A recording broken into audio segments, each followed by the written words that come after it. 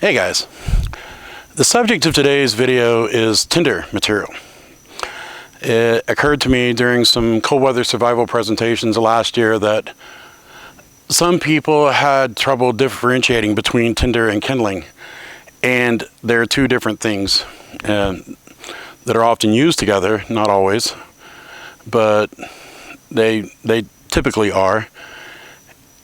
And I wanted to go into some of that to clarify some of that for some people before the cold weather season gets here.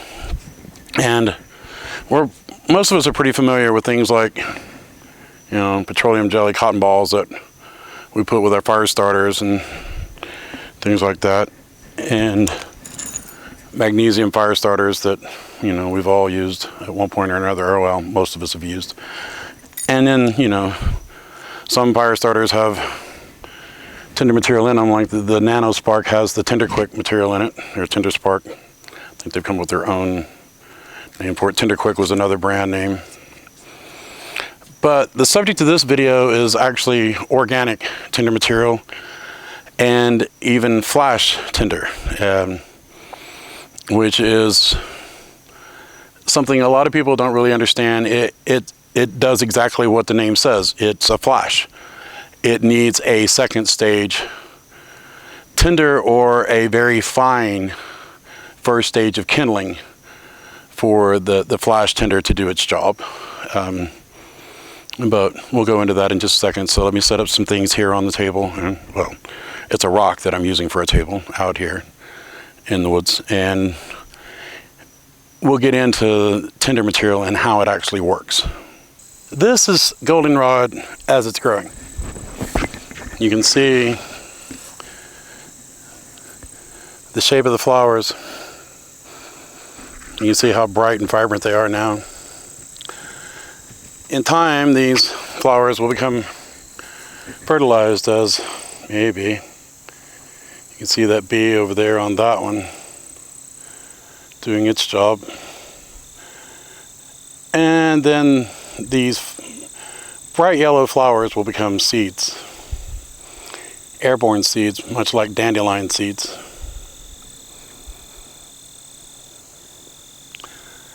And that's when they become more helpful. As they are like this, they make a good dye, make a nice pastel yellow dye, but that's beyond my skill set. I just know that because I have friends that do it. For me, I use them in relation to firecraft, and you'll see more on that as we get further into the video. And this plant here, with the pretty butterfly on it, is Scotch thistle. Right now it has pretty pastel purple flowers. But in a short period of time, these blooms will have been fertilized and they will all become thistle wool, like this one is already in the process of becoming. And you can see that, hopefully, in this light. You can see how it's a lighter color than the others. And while this plant also has other usefulness in the outdoors, I hear young thistle plants are edible. I've never eaten one. Much like the goldenrod, for me it's a resource for firecraft in the wintertime once these flowers have all been pollinated and this purple,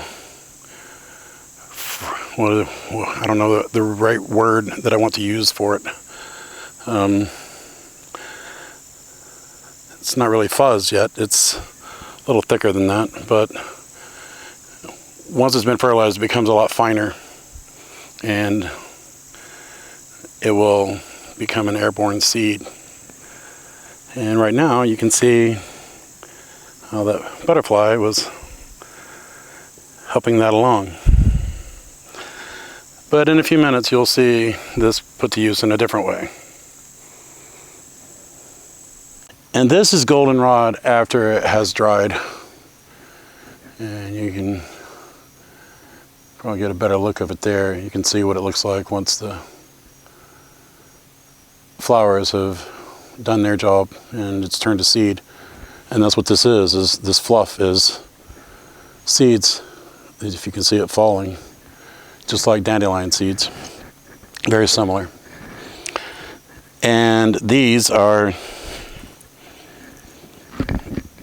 thistle wool pods from Scotch thistle that has dried out. This is another good flash tinder. It's very much a flash tinder though. And what flash tinder means is that you need another layer between the flash tinder and the first stage of the kindling. And in this is the toothpick and smaller than finger size twigs in the toothpick pencil finger formula. And these are the toothpick and smaller than pencil size pieces. Hopefully you can see them there. And what happens is with flash tinder, a lot of times you want some dry leaves that will burn a little bit longer than the thistle wool between that. So you can see, and I'll show you what I mean by flash. Hopefully this, and if you see, it flares. So the goal here is to get the flash tinder in layers. You can see the thistle wool. Hopefully that's can focus. You get that separated and taken apart. It's been a while since I've done this one. And then the goldenrod. And you want your leaves in a place where they catch the rising flames. And you want a lot of leaves to transfer all that heat, to catch the flames and transfer those flames to the kindling.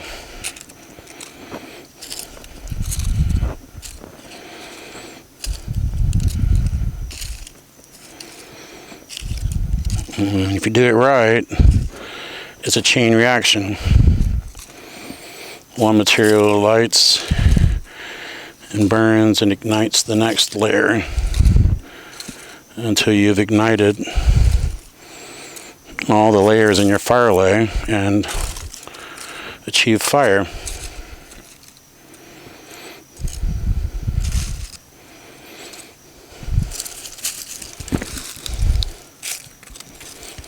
And for this, you really want the smallest twigs to start with.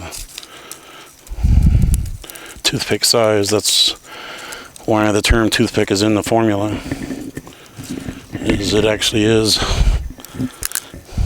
the size you want in your early fire lay.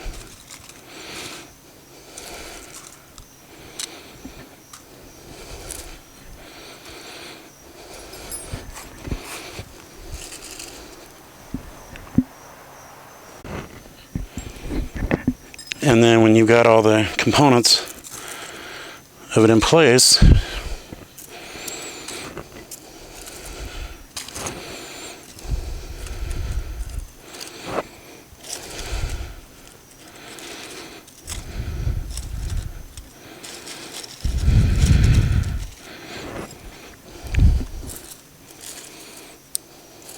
and you can throw the sparks and hopefully ignite the fire.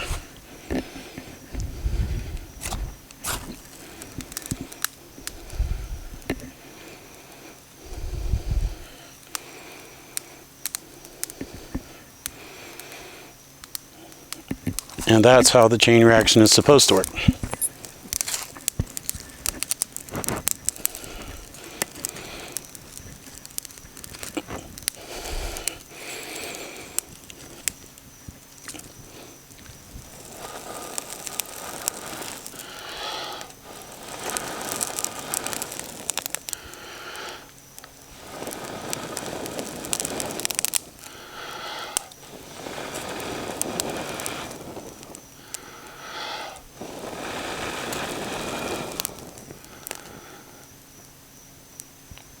You can see how much moisture is in everything by how much steam is rising. But there you can see how the flash tinder is an element to get your fire started. So it's good to be able to spot goldenrod and thistlewood when it's... Sorry about that. I was trying to back off the camera a little bit. See what's going on with it. But if this were me trying to achieve actual sustained fire, at this point I would be feeding it a lot more twigs. A lot bigger fuel.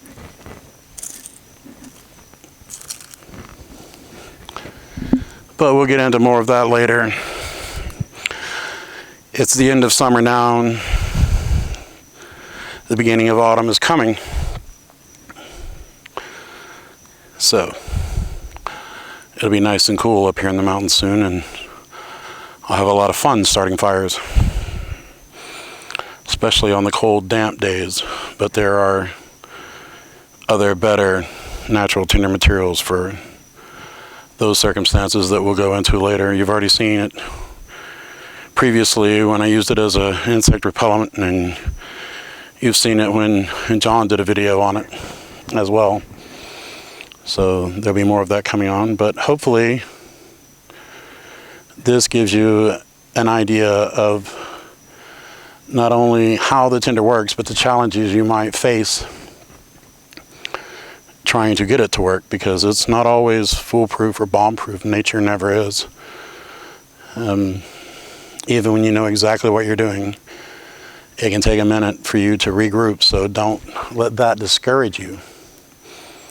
And it's knowing that is a good reason to always gather a little extra, more than what you think you need to get the fire started, because things happen. And you can get in a hurry, you can get in a rush, and you can mess up, especially when you're cold. So hopefully this gives you a little bit of a understanding on the dynamic of tinder material. So there you have a quick video on flash tinder and how it works in conjunction with other materials when you're using organic materials. You're going to see different videos of this applied different ways as we go forward. There'll be friction fire and flint and steel spark-based fire, and those require even more tedious preparation. The great thing about the ferro rods is these sparks burn at 5,800 degrees Fahrenheit, so they will ignite a lot of things fairly easily. But this is a temperate rainforest, and there's always humidity in the air here. Sometimes it's worse than others. About the only time there's no serious humidity is when the temperature is well below freezing. Other than that, you're almost always combating humidity here, and that's one of the reasons I'm gearing our channel specifically to our area here that we serve as a community at the knife shop. And thank you for joining me. I hope this gives you some food for thought, and I hope this helps you understand the dynamic of tinder material and how a fire lay, the beginning of a fire lay, works. And we'll go more into all of this in more advanced videos as I go forward. So thank you for stopping in, and stop in next time and we'll see what I'm getting into then. I've got one planned on plant characteristics and a couple of other things that we got going on since it's getting into the end of the growing season. So stop and see what we've got going on, and have a blessed day, and we'll see you next time.